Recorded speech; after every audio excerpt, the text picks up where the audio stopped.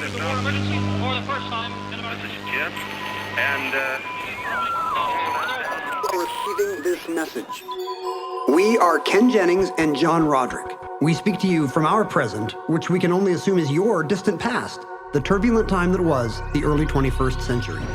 Fearing the great cataclysm that will surely befall our civilization, we began this monumental reference of strange and obscure human knowledge. These recordings represent our attempt to compile and preserve wonders and esoterica that would otherwise be lost. So whether you're listening from an advanced civilization or have just reinvented the technology to decrypt our transmissions, this is our legacy to you. This is our time capsule. This is the Omnibus.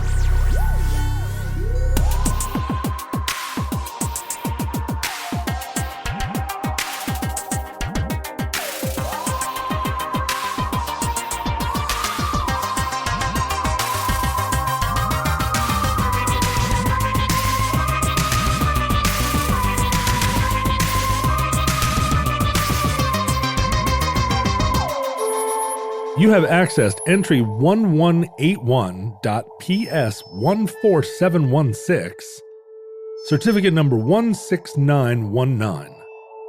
Snowflakes.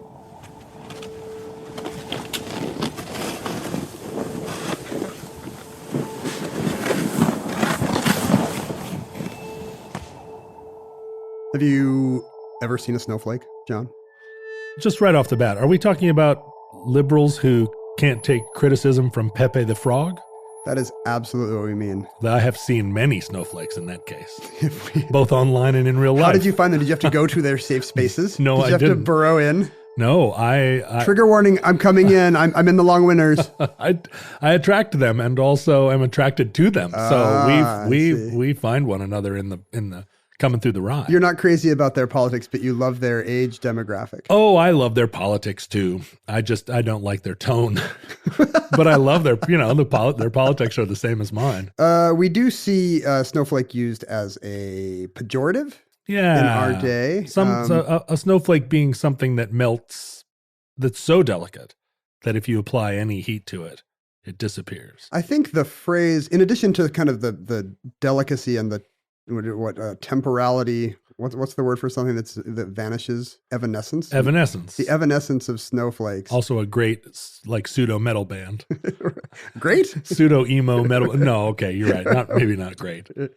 In addition to that, there's also kind of the uniqueness of the snowflake. Oh, I see. Right. Where everyone was raised to think they were a special flower and therefore all their ideas were good and valid. And I think there's some of that when you hear it become kind of an ideological insult. Well, you just said special flower, and it does has the connotations of a hothouse flower or something that can't survive in the wild. Also evanescent.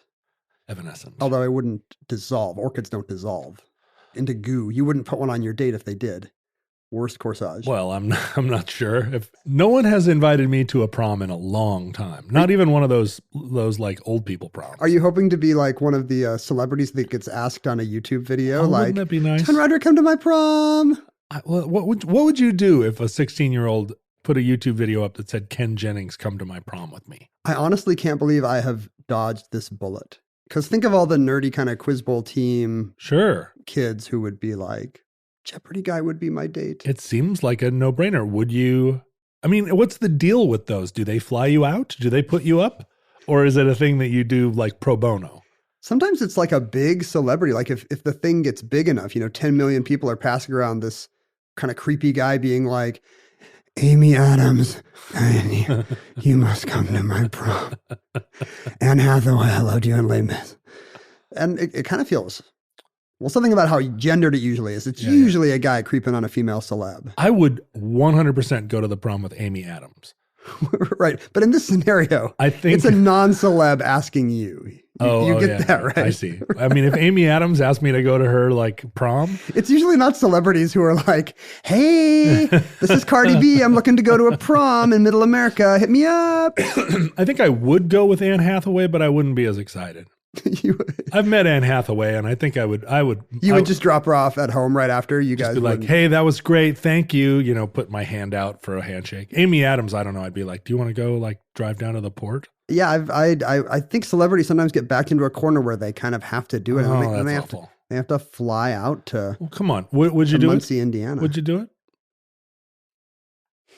I don't think so.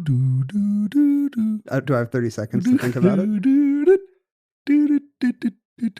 I don't know. I just feel like it could, something about the optics of if you're the guy, the sought after guy, you're still dating an underage. You're going on a date with a teenage girl. I see what You're saying. a married guy in his 40s. Right. Going to a high school dance. Right. At the request of a teenage girl. Right. Does anything about the optics bother you there?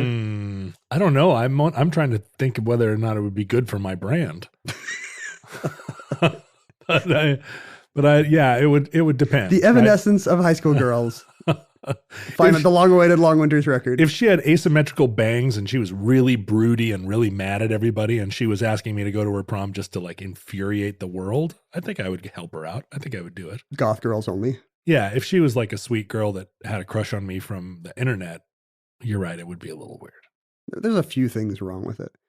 But the uniqueness of Snowflakes, of course, has a scientific basis. Actual snowflakes now. There is no real difference between millennial snowflakes. They're all exactly the same. I was not going to talk about woke university snowflakes at all. You're the only one who thinks this show. Well, no, you haven't clarified it. You have yet to say, no, this is about I'm actual talking snowflakes. about actual flakes of snow that came from the sky, little tiny crystals. Have you seen one? Does it look like the... I went to a Christmas maze last night and there were snowflakes the size of a Mack truck that you had to walk around. We were trying to find all 9 of Santa's reindeer in this lights display. How many people do you think went into that maze and didn't come out? All of them? It was a giant maze, right? Well, it's on the outfield of Safeco Field where the Mariners play. And in the spring, the grounds staff is going to come on and they're going to find people frozen like Jack Torrance in The Shining out in the middle of center field because they never got out. But you know how snowflakes look, right? With their arms and their... I've made them out of paper. I know what they look like. Right. The Japanese art of kirigami or paper cutting, only practiced by Americans to make little white snowflakes in second grade. That's right. But those snowflakes are often wrong. Have you ever thought about that? Really? Oh, because they're symmetrical? Are snowflakes symmetrical? Most snowflakes are symmetrical, but the problem with the snowflakes you make on paper is you fold the paper over once, fold it over twice, fold the whole thing over again, and then you cut. Right. And that is going to give you 8-way symmetry. Okay. Right? Because sure. 2, 4, 8. Right. The problem is snowflakes always have 6-sided symmetry. Really? Yes. Is there a way to fold the hexagonal. paper in order to get 6-sided symmetry? It's annoying. You'd have to fold it in half and then fold that half into thirds. Right. Which is kind of beyond the geometric abilities of a lot of second graders. Right. The teacher would have to go around. So all snowflakes have 6-sided symmetry. Why? It's very difficult to visualize. Remember how everyone's favorite thing on the omnibus is when I try to explain some visual mathematical or scientific concept in audio form? I don't remember that, but... No, people love it. But I thought their favorite thing was mail trucks. But yeah, so what is 6-sided symmetry? So water molecules crystallize in the air. Snowflakes form around a piece of dust or salt or pollen or goo, bacteria. Right. And water has kind of even though it's a single oxygen with 2 hydrogens on either side, you'd think it would be a line. But in fact, the... dihydrogen oxide. Yes. But in fact, the negative and positive charge on the hydrogen versus the oxygen makes it kind of bent. It's a little V. A V shape, right. And the way that those crystallize, the closest way to pack those little V's together is in a tetrahedron, which is a 4-sided pyramid where every side is a triangle. Sure. If you can picture such a thing. I can picture it. Can you picture it? Yeah. Do you love Pixar movies I'm picturing it now. Cars 3 and Ratatouille? Then if you take those little tetrahedrons and you try to pack those together to make a larger solid. Right. I think because they're each equilateral triangles, all the angles are 60 degrees. But if you pack 4 of them together, they become hexagons, right? Yeah. They're, the 60-degree angles are such that, you would need 6 of those to make a full 360 degrees. Oh, I see. And so when you pack those tetrahedrons together, they make rings that are effectively 6-sided right shapes. Sure. Kind of like the way hexagons form on a soccer ball. Yeah, like the moon hits your eye like a big pizza pie. That's exactly the best way to picture it. Yeah. If you have a hard time picturing what I just said, think about the moon hitting your eye like a pizza pie like would. a pizza pie. And that's kind of how snow is shaped. In a 6-sided tetrahedron. But have you ever seen a snowflake that looks like one of these little beautiful 6-sided crystals from the Polar Express or something? I've never looked at a snowflake under magnification. So no, they all look just like fluffy little bits of down. We get wet snow here in the Pacific Northwest. And I remember this as a kid being very annoyed that the educational establishment was trying to fool me into thinking that snowflakes had this beautiful crystalline They were look. Dry snow. Yeah, and in fact, everybody knew that snow just looked like lumps of Dacron falling out of the sky. Blobs. And it's because it agglomerated and formed bigger blobs. But I have had the experience of having a fairly dry single snow crystal land on my dark coat, and it actually looked like a little hexagon with things sprouting off the vertices. I definitely have seen that. In Alaska, a feature every winter is the hoarfrost, which forms on every surface. That's a feature? It is. Alaska featuring hoarfrost. Because when you're in the middle of winter, I mean, you'll take anything. But the hoarfrost is so beautiful. And when it comes upon the town or upon the land, it just turns everything magical. And does it have kind of a Jack Frost kind of swirly thing going on, or does it just make stuff kind of white and glowing? I mean, the crystals form and duplicate until everything is covered, not just with a fine sort of shimmer, but with big outgrowths of crystal, so that the trees it reflects the light, whatever light there is, and at night, moonlight, starlight, street lights. And it really brightens up. Even in very dark winter. Yeah, even in the middle of the night, it's which is 24 hours a day there. there's so much ambient light that it really is a wonderful thing. So when the hoarfrost comes, you do have the ability to sit and look at those dry crystals and see them, in their kind of multiplicity. It's like a fairyland. It really is. Is it like a winter wonderland? Let me think. Do you ever do you ever go to the meadow and meet a snowman and pretend he's some kind of ecclesiastical figure? No. The moose eat all the snowmen. But you do hitch a team of horses to a sleigh and take that team of horses to Fred Meyer, where you play Dig Dug. Where you ride on the little plane in front of Fred Meyer? Yeah. You said when the hoarfrost comes, like it's something that everyone awaits. Yeah, when you realize when you walk out and the hoarfrost has come, and I don't know if maybe that's a way that I think we talk about it that way in Alaska. It's been a long time since I lived there. Because when it arrives... when will the hoarfrost come? When it arrives, it stays. Hopefully. If it doesn't warm up, you'll get hoarfrost that stays. Is there a personification of horror? Is there some kind of Christmas horror? Who brings the frost? This isn't Jeopardy, my friend. Your little innuendo comments aren't gonna doesn't fly. I'm not gonna ring the bell for that. I like how Jeopardy is your idea of a depraved kind of entertainment that you will not countenance here. But it is because the frost actually will get in the air because it's a dry cold that is required to make it, and you'll just see ice crystals just floating in the air. And sometimes it lasts for weeks at a time. It sounds beautiful. It's wonderful. Move to Alaska immediately. Everyone that's listening to this show, populate that land. It has untold riches there. By the time they're listening, Alaska is probably a tropical semi-tropical coral reef or something. It depends on where the meteor hits. Alaska might just be a hole. Unfortunately, most of Alaska is built, the whole land is just, it's permafrost, and if that frost melts, it will just turn into a bog. So you're pro hoarfrost, anti permafrost. No, I'm pro permafrost. If the permafrost melts, it just releases billions of tons of methane into the atmosphere. Sure, that's what ended civilization as we know it. All the listeners are aware of what's going to happen when the methane comes out. Right. But they can all breathe methane. They're excited. Like to them, that's like the coming of the hoarfrost. Oh, absolutely. Yay, the coming of the permafrost. They're super excited. Hello, methane-breathing futurelings. The custom of paper snowflakes, I was trying to track this down. Now, let me ask you this. I'm sorry to interrupt you, but would snowflakes exist in a methane-rich atmosphere? Oh, there is snow elsewhere in the solar system. For example, on Titan, the largest moon of Saturn, all these worlds are yours, by the way, except Europa. No landings there. But Titan is ours, and Titan is so cold that there are methane clouds that form just like our snow clouds. And so you actually get methane snow. Methane snow. So that's what the futurelings have to look forward to every winter. They get methane hoarfrost. So what shape is a methane snowflake? I have no idea. All right. Methane is a tetrahedron as well. It's CH4 is a perfect tetrahedron. So maybe it's six-sided? But I don't know. But water is not a tetrahedron itself. It forms tetrahedrons. Right. So if methane starts as a tetrahedron, it's four-dimensional snow. It's snowing time. I'll give you a bell for that. It's not even a pun. No, but that's good. It's snowing time. It's not, you don't just get the bell for puns. In our day, it was raining men, but in the future, it will be snowing time. You don't get a bell for that.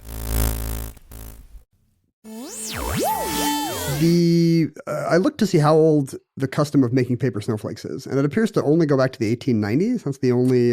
Really?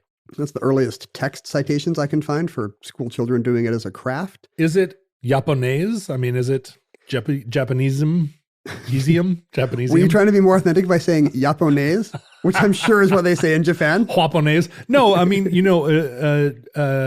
Japonism. Right, the importation of it to Belgium and exoticism of Japanese. Right. I don't think so. I guess it's possible that they would have seen elaborate paper cuttings and then that would have come out. It may have more to do with when people started to become more aware of what a snowflake actually looked like. Oh, because I think you could go your whole life and not know that, the magic of what a snowflake looks like up close. Although it's been known by the human race for thousands of years. In 135 BC, we have the first record of a Chinese scholar figuring it out. He writes, flowers of plants and trees are generally five-pointed, which is another kind of weird mystery that lots of fruit trees have five-pointed blossoms. But those of snow, which are called ying, not sure about that, are always six-pointed. So over 2,000 years ago in our time, the Chinese were well aware that they had looked at a snowflake close enough to be like, these little guys were always hexagons. So at that same time, 750 BC, so almost, before this discovery. Well, before the Chinese discovered their first snowflake. The Assyrians were already grinding lenses out of quartz, not necessarily for like Benjamin Franklin style spectacles. They didn't put two lumps of quartz in front of their eyes and walk around running into things? No, but they were, they had already sort of developed the technology of light refracting to magnify. You could probably read with it, right? You could run your quartz lens over something you were looking at. Papyrus. But, the thing about snowflakes is they disappear. It's not just looking at it up close. You have to look at it up close in time. In the cold. But to the Chinese, it became such a familiar they were apparently so familiar with the structure of snowflakes that in the 6th century, poets would even refer to snow this way. This is Xiao Tong from the 6th century. The ruddy clouds float in the four quarters of the cerulean sky, and the white snowflakes show forth their six-petaled flowers. Huh. Beautiful, right? It is beautiful. Little haiku for you. I'd love to read it in its original Chinese. Yeah, I'm so sorry. I don't have that here, because I think we would have really got a lot out of it. Yeah. Oddly enough, there's no record of a European noticing that snow is six-sided for like 1,700 years. Really? In 1591, the English astronomer Thomas Harriot is like, hey, guys, snow has six sides. He's literally 1,600 years behind China. Interesting. But then Descartes noticed, and in 1611, Kepler is walking out in the cold, and snow alights on his dark-colored coat. Just like it happened to you. Me and Kepler are like, I feel like we could be friends. In more ways than one. We could be Freunden. And he looks down at the snowflake and writes down that it has six corners and feathered radii. And it is a kind of a shocking thing when you see the natural beauty and perfection of something you thought would be simple. Because it looks like a man-made artistry. It looks designed. But it doesn't have, I'm not saying I run a creationist museum in Mississippi. But it looks like your first idea is, wow, who made this? It's the same thing you see when you a weird spiral on a fern or hexagonal basalt columns. You're like, hey, somebody came here. Does it have fractal geometry? Does it recapitulate? I don't know if it recapitulates, but it does keep going down layer of, and it does recapitulate in a general way.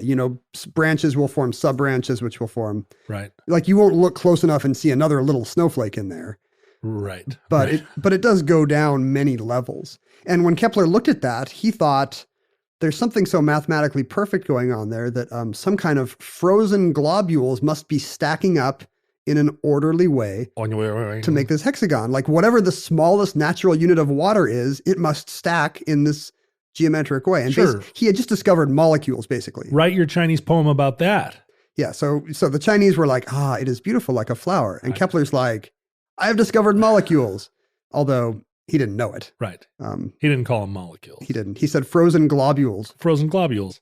But the rise of snowflake cutting, kirigami, in American classrooms in the early 20th century is contemporaneous with the life of the inventor of the modern snowflake. Okay. The man who delivered us the modern snowflake.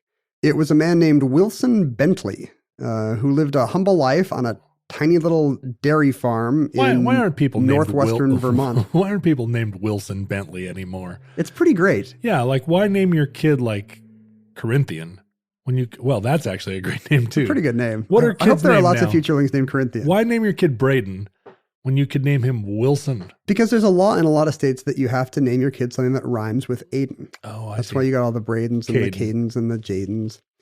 Wilson Bentley sounds like maybe the rich bad guy in an 80s movie. That's true. Or That's true. Wilson Bentley does sound like a bad guy. 70s architecture firm, maybe a textbook publisher. But in this case, he's a dairy farmer from northwestern Vermont, Jericho, Vermont, which again sounds like a fake American town from like a Sherlock Holmes or an Agatha Christie story. But it's actually a real little town, still there today, 5,000 people. You can go to the old mill, which they've converted into a Wilson Bentley Museum. Really? He's a favorite son there. I've been to an old mill. There's a bookstore called the Old Mill in Massachusetts that I've done some events at. It seems to be a thing. It's, well, they've got all these mills. They don't need to, you need to grind a lot fewer things today. Like how many things did you have to grind today? Maybe one, coffee. I didn't even grind the coffee because I've started using one of those little pop-up container in thing. Yeah. So you grind 0 things today. But if this was 100 years ago, it's almost noon. You would have ground 28 things this morning. Absolutely. Well, because I make my own medicaments. Right. You'd grind all your unguents. You grind the pigments if you were painting your barn. Right. You grind your fertilizers and your flour and your sugar. Have you ever wanted to live in an old mill? Yes. I have to. It's really the only thing I want. Yeah. Is to live in an old mill. My wife, I just found out, has only one thing she wants. She wants to own a mule named Lucky. And all I want is to live in an old mill. How are you going to make this dream come true for her? I feel like if she gives a little, like if she lets me have the mill, the least I can do is buy her a mule. I can see you two living in a mill with a solitary mule. Our children have left. We're empty nesters. And that's when Lucky moves in. You're upstairs grinding heritage grains, and she's down feeding grass to a mule. I'm grinding quinoa upstairs. What do you do with all these mills? You put souvenir shops and bookstores and art galleries, museums. What else did this dairy farmer Wilson Bentley? What else do they celebrate him for? Pretty much nothing but snowflakes. His nickname is Snowflake Bentley. Huh. And it's not because he's always complaining about somebody mispronouncing him or whatever. Right. Like he just loved snowflakes. Even as a child, he was into science. He was the kid that was always running around. I've never been to Vermont. I think I'm on the record. It's one of the 9 states I've never been to. It's lovely. That's what I'm imagining. I've seen Newhart. Right. I'm sure the leaves are nice. It reminds me a little bit of Alaska, actually, although Alaska has nothing. Even the newest building in Vermont is older than the oldest building in Alaska. Is it the Alaska of New England, would you say? Vermont? No, it ends up being Maine. Maine is the Alaska of New England. So it's next to the Alaska. Oh, no, it's not. New Hampshire's in the way. Yeah. It's almost next to the Alaska of New England. Right. And Wilson, as a young boy, was fascinated by its natural beauty. He was a kid who would run around collecting butterflies and leaves and spider webs. You know, he had the bug collection thing we have talked about. But he got pressed into being a dairy farmer by fate. Cruel right? fate. Yeah. He could have been born anywhere. He didn't actually go to school. Like, speaking of cruel fate, there was a one-room schoolhouse he went to for about a year, but he was mostly taught at home. So his mom apparently instilled a love of science in him. Mm-hmm. They were, I'm imagining, good Yankee dairy farm folk. Probably never would have spoken to their children if not for having to homeschool him. Right. So it was probably a good thing that they had to explain spider webs and cows having sex and whatever else you have to explain. Probably made delicious pumpkin pie. Oh man, imagine the hoarfrost on the pumpkin up there. On his 15th birthday, his mom gave him a microscope, which was his favorite thing ever, because now he could look at butterflies' scales up close and spiderwebs up close. I love Mrs. Bentley in this story. She really comes off well. Yeah. I almost think it's problematic that we're focusing on the man who got all the attention and not Mrs. Bentley, who really, without whom, this never could have happened, right? Behind every great man, there's his mom. There's a great dairy farmer's wife. He loved his new microscope, and he happened to live in northwest Vermont, where there is a ton of snow. Jericho, Vermont, I looked it up, gets about 120 inches of snow a year. They call it the snow belt. And he was fascinated by snowflakes and how they were structured. As he became a teenager, he wanted to communicate some of the ineffable beauty he saw when he looked at a snowflake up close. And he tried to draw them, and that didn't work out. But he was having a hard time photographing them. They're small, as we've said, they're here today, gone tomorrow. But he had a microscope, so he was trying to figure out a way you could photograph a snowflake. In the end, he realized what you could do is if he took off the microscope, the eyepiece of his microscope, and attached that directly to an old-timey bellows camera.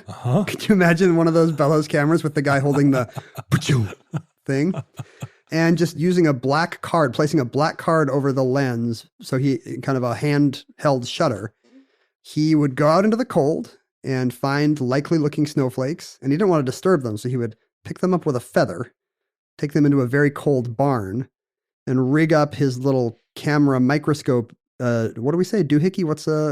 It's got spurving bearings. You mean a turbo encabulator? Yes. Yeah. It's his own little dairy farm turbo encabulator. It seems like he would be famous for having invented this.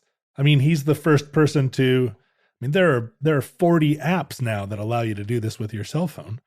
And he only had eyes for snowflakes. I'm sure that you're right. There's multiple applications for this thing he invented. He could have been taking tiny pictures of butterfly scales. And he had no idea if this was going to work out. And he later wrote that he tried a 90-second exposure. So the snowflake has to stay as is for a minute and a half.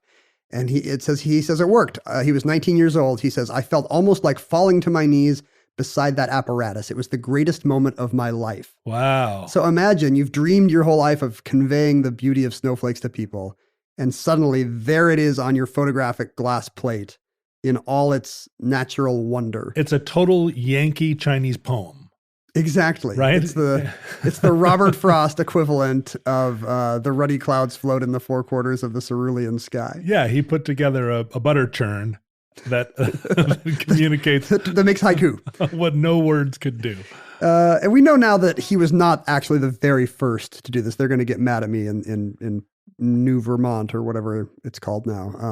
Neu Vermont. We have some 1870s precursors, a Russian scientist who had also figured out how to photograph snowflakes with a microscope, and a German guy named Flurgel, I think.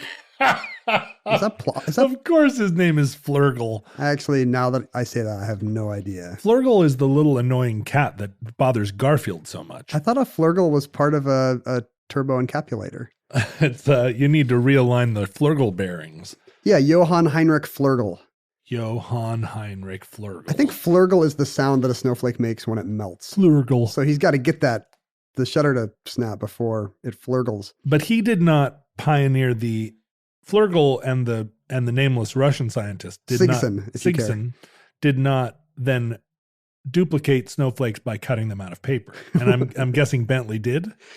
Well, I think at this time, I think people had already tried to make kind of doily-like patterns of snowflakes. So he didn't invent that. But what he invented was the consciousness of it, because he devoted his life to the beauty and shape of snowflakes. He wrote over 60 articles about the crystalline structures he was examining. He invented his own classification system for, this is a hexagonal prism. This one is stellar dendritic snowflake because it's got tree-like branches coming off of it. It's the same system we use today, although we've added a few dozen more. And did you see an explosion of representations of snowflakes in like ads for Marks and Spencer and so forth? That's exactly what happens. It becomes a winter symbol. It becomes an advertising thing. I assume this is around the same time that Christmas is kind of becoming a corporatized, consumerized thing, and we need wintry decoration. It's the same time, more kids start cutting snowflakes and they appear in quilts. And most of this is because of his publication. He was a real evangelist for it. He said, under the microscope, I found that snowflakes were miracles of beauty, and it seemed a shame that this beauty should not be seen and appreciated by others.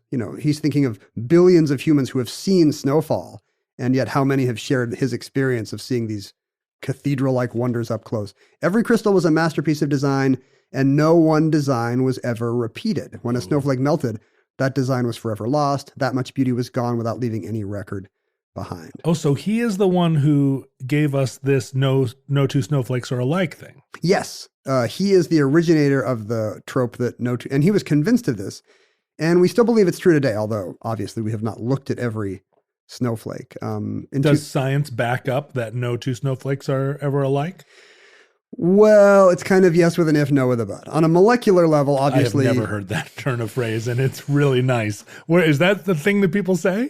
Yes with an if and no with a but? It's from Simpsons, where Flanders is seeking pastoral help from the Reverend Lovejoy. Mm-hmm. And he says, is God punishing me? And as he always does, Lovejoy hedges. He's like, well, Ned, yes with an if, no with a but. In this case, obviously no two shapes are molecularly identical. Even the two most identical things, 2 cans of Coke or whatever, on the molecular level, there's all kinds of differences going on. Right.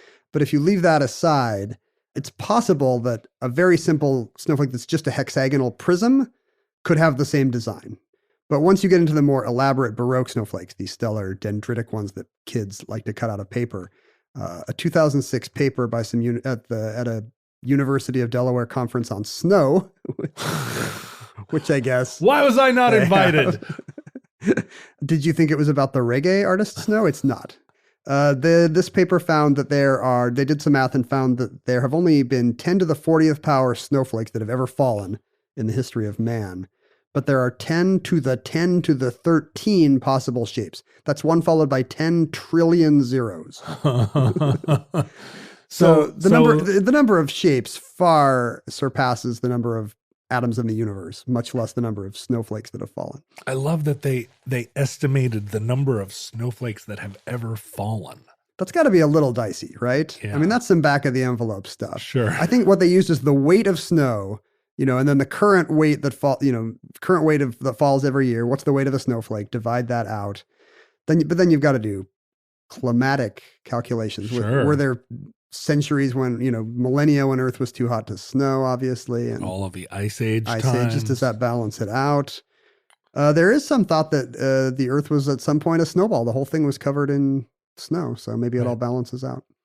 So he gave us the uniqueness idea that every snowflake is its own little thing. And that did not actually apply to people much until it's all Chuck Palahniuk's fault, basically, that we have our liberal snowflakes meme.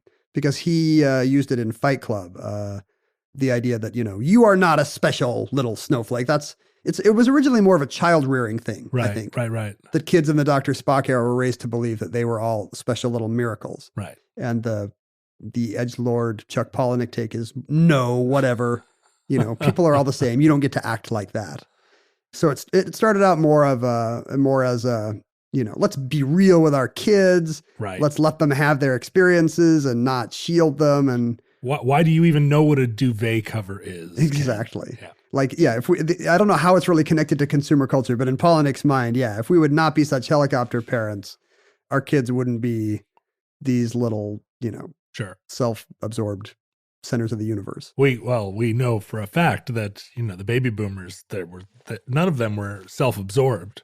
No, they just wanted what was best for the world. Yeah, the most selfless generation, I think they're known as. They just wanted the war in Vietnam to end. Uh-huh. They didn't want to get drafted. Not for them, you understand. Yeah. But for Southeast Asia. They wanted to tune in, turn on, and drop out, which... That seems like that doesn't help. Turns out it didn't. Spoilers. Spoilers, it didn't. It just bankrupted Social Security. Do you think that there's something intrinsic to if you see a large snowflake, like a cartoon snowflake, hanging in a department store, mm-hmm.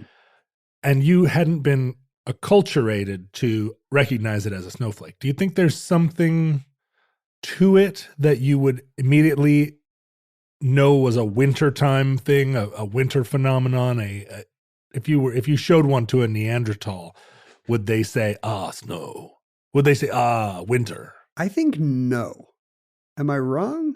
I feel like children have to be carefully taught that this thing is actually snow, even though their idea of snow is a white covered landscape and no school buses running. Right. It doesn't really intuitively match unless you've had the experience of seeing one on your mitten and being like, whoa. And of course, in our culture, you've already seen the media snowflake. So when you see it on your mitten, you're like, it's the other way around. It's just like in the Macy's ad or whatever. This is Hollywood and Vine. I've heard about it so much. It's kind of like when, I may have put this in the omnibus before, but when John Glenn launched from Cape Canaveral, was it Kennedy yet? No, 62. When he launched from Cape Canaveral for the first time, he looked down at Florida and said, hey, it's all laid out just like a map. he discovered Florida, and it reminded him of a map. Thank goodness they put windows in the Mercury capsules. That's when they really should have sent a poet, I think. Yeah. So yeah, I don't think that's why they put Buzz Aldrin on the moon. I'm convinced because they knew that his cowboy poetry. They knew Armstrong was the guy to do it because he had no real human feelings. But they needed somebody on the moon that could say like, wow. It's Obama and Biden. Yeah. You want one kind of stiff, steady hand at the tiller, dignity robot. Right. But then you got to have crazy Uncle Buzz in the capsule. I'm sure Neil was like, cut it out. Oh, shut up for once. It's a plot point in the movie. Did you watch the Neil Armstrong biopic? Yeah, that's why I mentioned it. It's a plot point in the movie that everyone just hates Buzz. Buzz, shut up. They died. He's the worst. And Buzz is still alive, right? I mean, he has to have seen that movie. I believe in our era, only 3 men who have walked on the moon are still alive. And he might be the oldest, actually. Isn't that crazy? We have done the future a disservice. Futurelings, I'm sorry that we've let this long interregnum without space travel go by, but hopefully you're listening to this show on a Mars colony, and so you know how this turns out. At this point, we are guaranteed pretty much to have a span of time where no living human has been on the moon, because the last 3 guys, they're all in their 80s, right? 80s and 90s. And there's no way we're getting to the moon in 10 years. That's infuriating. We need to keep one of them alive in a tank. Till they turn 100 or whatever. Like the day somebody lands on the moon, it'll be like, Buzz will be like, kill me, and there will be a ceremonial execution. Maybe we can let Elon Musk kill him. Yeah, that's right. Elon Musk will shoot a car at him. Ta-da! Just to finish the story of Wilson Bentley, which I'm sure has everything to do with this sidetrack about Buzz Aldrin being a jerk. He, in 1904, by 1904, he'd accumulated 500 photos of different snowflakes, a beautiful collection, and he sent them to the Smithsonian, and the curator of the museum was like, nah, no. Really? Yeah, and his take was that this was unscientific. You're just a guy on a dairy farm. It was credentialism, basically. Are they extant? Can you buy one of his original prints? You can. Luckily, what happened, despite this kind of scientific chauvinism or whatever you want to call it, because, this was the age of the gentleman farmer who was also, we talked about the guy inventing the boysenberry or whatever. Right. Lots of people had sciencey hobbies. He had to be a gentleman, not just some dirt Yankee. Right. Maybe that was the problem. But luckily, the secretary of the whole Smithsonian came across the photos and were like, these are amazing. I must have them. And so they are still in the Smithsonian today. You can go to the climate controlled room and see Bentley's photos. But they're even easier to find than that, because in 1925, he published a book of hundreds of his best photographs, and that is still in print today. Huh. You can still see Wilson Bentley's, the fruit of his 60 odd years of life, which he pretty much spent milking cows and milking the snowflake thing. Milking cows and photographing snowflakes. He died on his farm on December 23rd, 1925, just shortly after his book Snow Crystals had come out, cementing snow in the public mind. Sadly, he died of pneumonia after walking 6 hours through a blizzard. I wonder why. It's a A fitting end. You live by the snowflakes, you die by the snowflakes. And that concludes Snowflakes. Entry 1181.PS14716. Certificate number 16919 in the omnibus. Futurelings, in the unlikely event that social media still exists in your era. Because snow probably doesn't. Methane snow probably does. Enjoy the methane snow. What color is it? We don't even know. Chlorine snow. What's the shape of chlorine? The Shape of Chlorine. That's the sequel to The Shape of Water, but they're just in a public pool this time. They're just going at it in a public pool. In the unlikely event that the chlorine rain allows you to continue to peruse Facebook, Twitter, and Instagram. Your phone melts under the onslaught.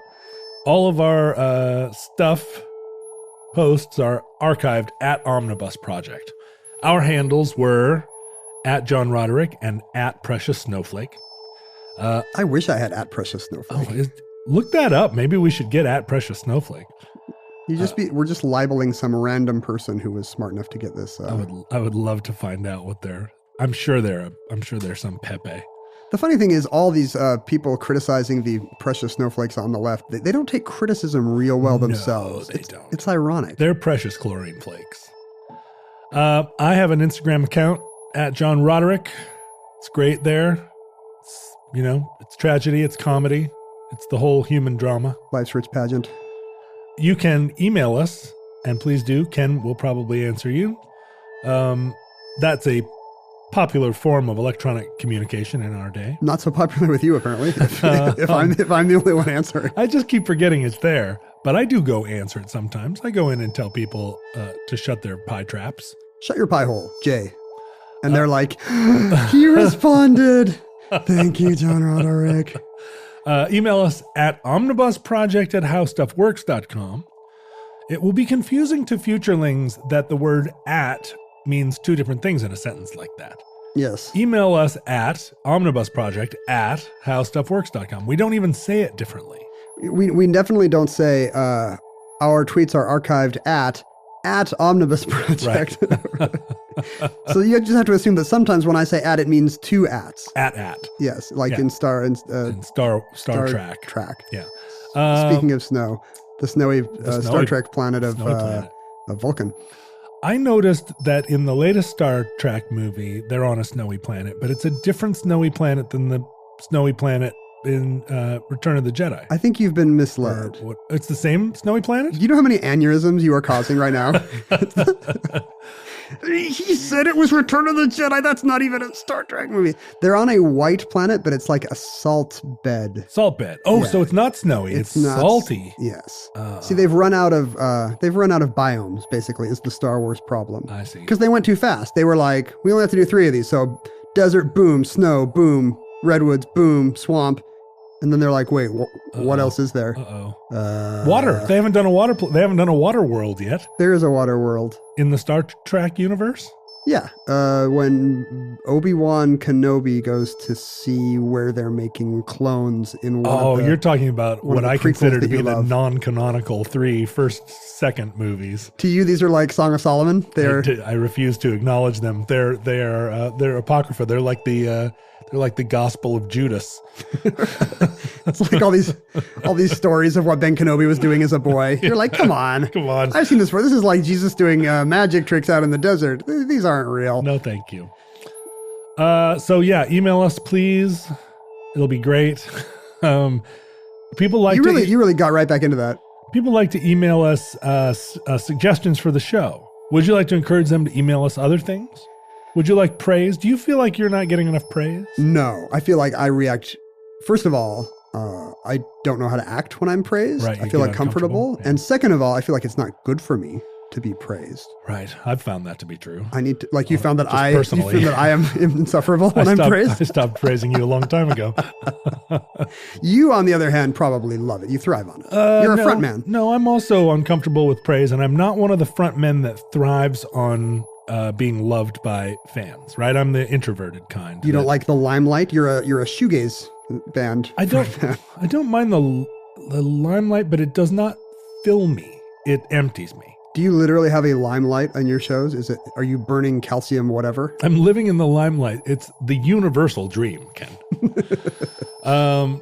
No, there are performers that go out on stage and give and then have to go home and replenish on their own. And I am that kind. Not the kind that goes out and is just like, we just did a 2-hour show. Now let's go to the bar. Now let's go. Come on, don't let the party end. The introverted frontman that John Roderick said. The loneliness of the long-distance introverted frontman. I'm sorry to say. I know how it is. I don't think people should send us press. I think people should send us abuse. And criticism. No, I don't like that either. No, I hate that too. I don't have the stomach for that. Are you kidding? What do I want? I mean, I've said it many times. I just want free stuff. And on that note, you can mail us at P.O. Box 55744, Shoreline, Washington, 98155. People could email us virtual free stuff. You can send us the number from your Starbucks gift card. Somebody emailed me the other day a photostat of a letter that my great uncle sent to their family. Wow. During World War I to announce to them the death of their son. My great uncle, Captain Thomas Edison Roderick. You are kidding me. Who was an infantry captain. This is a fake character who will be played by you also in a disguise in the sketch. He was a captain, and his sergeant was killed by a mortar, and he wrote to the family and said, I'd just like you to know what an invaluable man your son was, and I couldn't have done it without him. This was in France. This was in the Pacific. Where it was in France. There was no Pacific theater in World War I. Oh, you said World War I. World War I. I thought you said World War II. I mean, there were things happening there. Because I was going to say France or Belgium, and then I was like, well, Belgium's probably World War I. I was way off. Maybe because I was picturing Saving Private Ryan the whole time that you were talking about Thomas Edison Roderick. It was in the Bellier Wood. But he went on, Thomas Edison Roderick went on to become a general who was on Eisenhower's staff, and he died in North Africa during World War II. Wow. And I don't know that much about him. The Roderick brothers were all mysterious to me because my own grandfather died in the 50s. So I had no familial connection to them in the sense I didn't know any of those cousins or anything. They were all. So one thing people could send us is a photostat of letters from our great uncles. That's right. If you have any. If you have, if you've come up with a brilliant scientific formula that will make millions, but you don't want to patent or manufacture it. Good idea. We don't want to do that work either. But we would sell it if you just send it to us for free. I have always thought that any listener that listens to this program while developing a $1 billion app or any kind of genius future company should pay us back in the form of pre-IPO stock grants. Absolutely. We let your mind wander while you were coding MindWander. Right. Or whatever your app is called. MindWander.ru. Like if your app is called Omnibus Tangents, we will know and we will come after you. Also, we encourage you to join the Omnibus Futurelings Facebook page where Futurelings congregate. It was once upon a time in the early days of the Futurelings page, there were no swears and there was no, the early moderators did not allow people to date one another on the site, but all of that has fallen into... It's 100% swearing and dating? It's controlled chaos now over there. People are... It's mostly dating, and then when it goes badly, swearing. Yeah. Listeners, from our vantage point in your distant past, we have no idea how long our civilization survived. We hope and pray that the methane snows that we fear may never come. We hope that the hoarfrost comes, but not the methane snow. But if the worst comes soon, this recording, like all our recordings, may be our final word. But if Providence allows, we hope that we will be back with you soon for yet another entry in the Omnibus.